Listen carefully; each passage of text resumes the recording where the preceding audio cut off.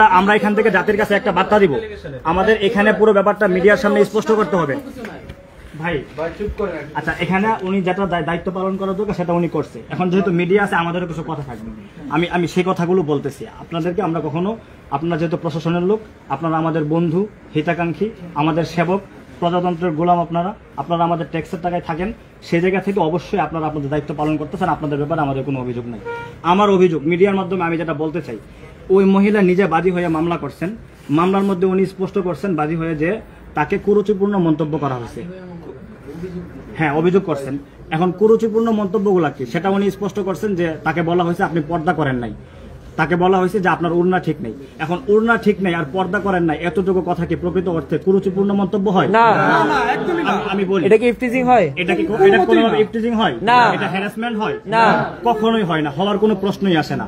রোজা রমজানের দিন, রমজান মাস, যেখানে প্রত্যেকটা নারীর পোশাকের শালীনতা থাকা উচিত, সেখানে তার যদি ওড়না ঠিক না থাকে, একজন পুরুষ যদি এই ধরনের কথা বলে, এটা কখনোই কুরুচিপূর্ণ মন্তব্য হতে পারে না, এটা হ্যারাসমেন্ট হতে পারে না, এটা কোনোভাবেই নারীর পোশাকের স্বাধীনতায় হস্তক্ষেপ করা হতে পারে।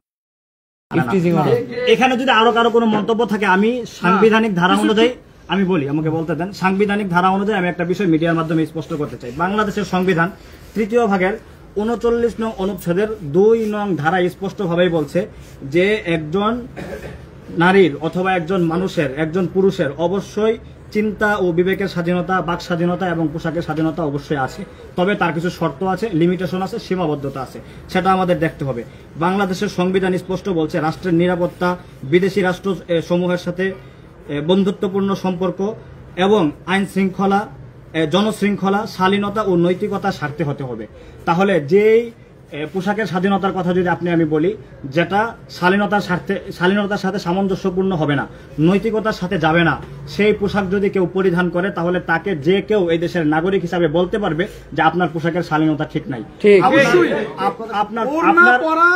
আমি বলি মুসলিম নারী মাত্রই পর্দা করবে এবং মুসলিম সমাজ এটাকে অবশ্যই শালীনতার সাথে অবশ্যই। এখন কোন নারীর যদি এই পোশাকের স্বাধীনতা না, এই পোশাকের এই ধরনের শালীনতা বিন্দু পরিমাণ না থাকে, রমজানের মাস হিসাবে, পবিত্র মাস হিসাবে একটা পুরুষ নামাজ পড়ে এসে মুসল্লি হিসাবে সে যদি এতটুকু কথা বলেও যে আপনি কেন আপনার ওড়না ঠিক নেই, আপনার কি কারণে আপনি পর্দা করছেন না, এতটুকু কথা বলবার কারণে এই দেশের কোন আইনের কিংবা প্রশাসনের, পুলিশের এই অধিকার নাই তাকে গ্রেফতার করা। ঠিক। আমাদের পুলিশের কাছে অথবা আইন শৃঙ্খলা বাহিনীর কাছে আমাদের দাবি হলো, আপনারা কোন অধিকারে তাদের এই ভাইকে গ্রেফতার করলেন? এই অধিকার তো আপনাদের ছিল না।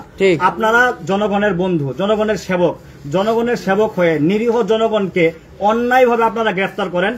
জনগণের টাকা খেয়ে জনগণের বিরুদ্ধে এই ধরনের অন্যায়ের স্টিম রোলার চালানোর অধিকার আপনাদেরকে কে বা কারা দিল, সেটার কৈফিয়ত আমরা আপনাদের কাছে চাই।